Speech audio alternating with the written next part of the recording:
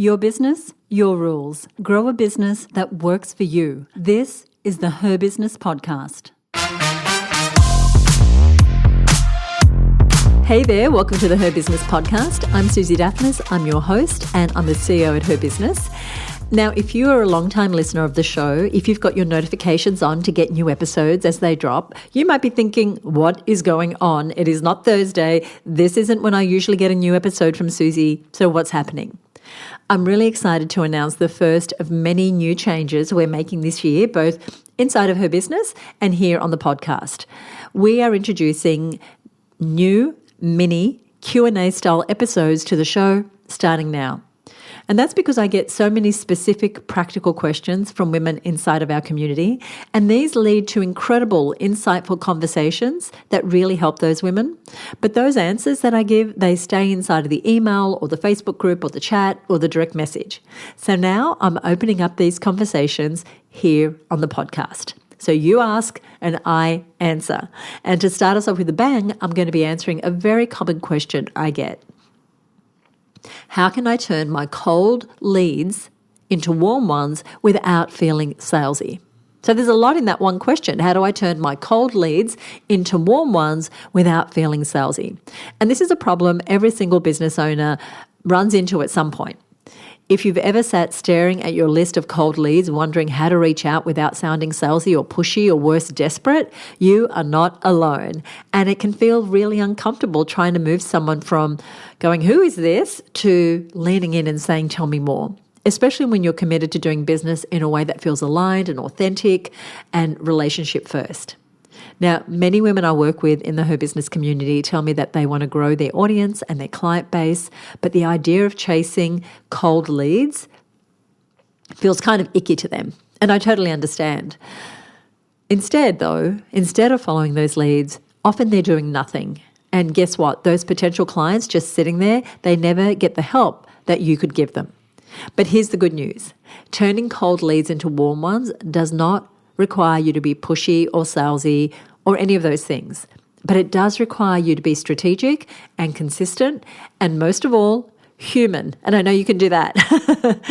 So let me tell you about a member of ours. We'll call her Rachel. I'm going to change the names of the members who ask these questions unless they specifically say it's okay not to. Now, she's one of our members. She runs a marketing business and she had a list of leads from a free webinar she did months back. But after the event, she didn't follow those up who didn't buy on the actual webinar because she felt kind of awkward about bothering people when they'd already, by not buying on the webinar, kind of said no. And also because she hadn't created a follow-up campaign to start with. And when I talked to her, I asked her, well, what if following up wasn't about selling or being pushy? What if it was about really serving those women? And that reframe, that changed everything for her.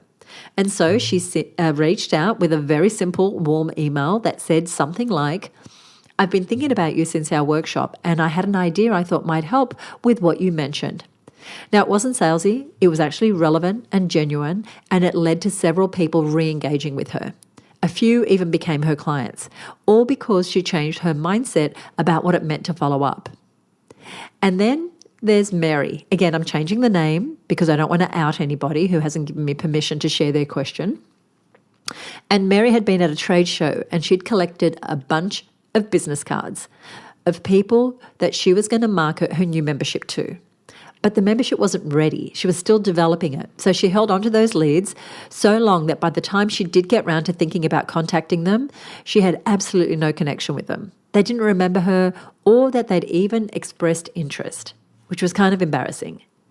So what can you do to warm up cold leads in a way that feels good and also gets results? In a moment, I'm going to share what we do, but firstly, I want to give you 3 things to do. And the first thing is to be relevant and not random. What do I mean by that? Before you reach out, ask yourself, what do I know about this person? What problem were they interested in solving when they gave me their business card or they signed up for that webinar or they connected with me or they walked into my store or my clinic? Start there. Relevance shows that you are paying attention and it instantly warms up the connection. So what clues have they already left you about themselves that you can pick up on? And those clues could have come from comments in a chat on a webinar, or a call or a message to your help desk, or in the pre-screening that you did if you offer any sort of pre-sales questionnaires or surveys. And a tip for you, if you have lots of leads coming in, be sure to use tags or notes in your CRM, in your database or your email tool to track interests. What are people interested in? To note challenges, and even to keep track of what people are signing up for. A CRM is so important. And if you have questions about that, let me know. So when you are doing this, when you're responding in a really relevant, not random way, it's not generic, it's personal. Even if you feel you can't personally keep track of everyone, just automating a few things that you are going to take note of is going to allow your messaging to be more relevant, more personal, and not random. The second thing I'd love for you to do is to add value without asking for anything. Now, oftentimes, cold leads, they need nurturing, not nudging right away. So that might mean sending a resource or sharing a tip or even offering a short voice message that gives them something useful without asking them to book an appointment or to buy anything. Now, that said, when they are first in your world, it is for a reason. They want that free trial or that piece of training that you're doing or that discovery call or the free eye examination or that one-time special offer. So they were there, they came into your world to find a solution to a challenge or problem they're having. That is the point that you want to guide them towards the sale. But if they're not there yet, if they're really not warm enough to make an offer to, and sometimes they're more ready than you think, then add value without asking for the sale just yet. And I'll give you an example. So it could be something like, hey, I just recorded a quick video about something you might find useful based on what you shared in that survey a while back. You're showing up in service here, and that builds trust. But you are still keeping in mind that your ultimate goal is to make a sale. So you want the value add to keep being relevant, to lead them towards the decision that will help them become a customer. Because soon enough, you are going to ask them to buy. We're not just going to keep warming them up. We don't want to leave this process too long. The third thing I want you to do is to create a pathway.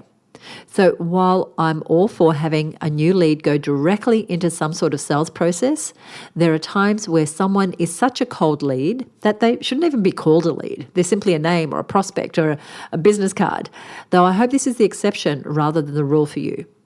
And so instead of jumping from they downloaded something to buy my thing, think about the in-between steps.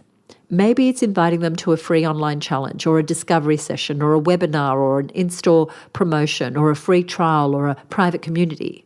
You want to give them a safe, small next step that deepens the relationship. So for example, when we're looking to sell membership to the Her Business Network, someone might come into our world from a great lead magnet that we promote via ads. So, for example, we have one that's running right now called the Money Metrics Blueprint for female entrepreneurs. And when people download that, what we offer on the pathway is a free ticket to a webinar called the Profitable Business Workshop. And then on the webinar, we give lots of value and we make relevant why now that they have this information about their numbers, that they're on a path already to getting better financial results in their businesses, why now is a great time for them to get deeper support inside the Her Business Network. And then on that webinar, we give them the opportunity to apply to join us. So the pathway has numerous steps: an advertisement that goes to a free download, and then the free download offers them a spot in a webinar, and that's offered to them as the next step immediately when they download the lead magnet. And then on the webinar, we make an offer to them becoming a member. So there is a pathway. And this is a predetermined pathway. We don't, build the plane as we're flying it, as the saying goes. We've predetermined that these are the steps in the marketing funnel. The other thing that we develop before we start running ads and before we get the lead is the whole process. So what happens to a lead, whether they get a call or an email or they're sent to a particular landing page or they get a personal video, etc., that is all thought through and built out before we start to generate the leads. As soon as someone is on our email list, we have a nurture sequence that delivers what it is they requested information about, and then a short series of emails that offer them the next step, whatever that is, which has been predetermined as the right next step for that person. So they don't go into a generic sequence of being kept warm. That is such a waste of time. And I know so many people are doing that when actually you want to follow them up quickly with whatever the right next step is for them. Then if they go through our sequence, that's directing them to the next step, and they don't buy, then we hand them over to our weekly nurture sequence that continues to add value until we have another relevant offer to put in front of them. So, what could you do to turn your cold leads warm? Think about, what did those leads come to you looking for in the first place? What next step could you give them that would genuinely help them with their problem? Then, how will you offer that solution to them? What pathway will you create to turn cold leads into warm leads, into buying customers? I'd love to know what your pathway is. You can let me know over at Her Business Instagram account. You'll find us at Her Business. You can connect with me personally on Instagram, or you can just write to podcast@herbusiness.com. I'd love to know what your pathway is. And if you have questions, if you're a Her Business member, be sure to post inside of our exclusive group to get further support with that and access to the resources that we have. This is our first mini Ask Susie episode. We've got some great questions that I'm going to be answering in upcoming episodes. If you're a regular listener to the show, you might know that we have declared 2026 the year of leverage inside of Her Business. And these Q&A episodes are part of that project. I want to help you get the leverage you need to make your business work for you. And automating your marketing, as we discussed in this episode, having a way to get cold leads into warm leads without feeling salesy is a great way to do that. So rather than reacting after you get a lead or a business card or whatever it is, you create a predetermined system that can be automated. You pre-write the email sequence. You determine what the next step will be. You know well in advance what it is that you're trying to sell them. So this is about leverage. So this is about warming up those leads and getting them to buy without working harder or longer hours. That is the goal. And each of these Q&A episodes is going to help you get more leverage in your business, whether it's in the area of sales and marketing, which we're focused on this month, whether it's about your systems, your finances, your team, all the other important parts of running a successful business. Now, here's what I would love for you to do. When you leave a review of this podcast, please include something about the biggest challenge or frustration you're facing right now in business.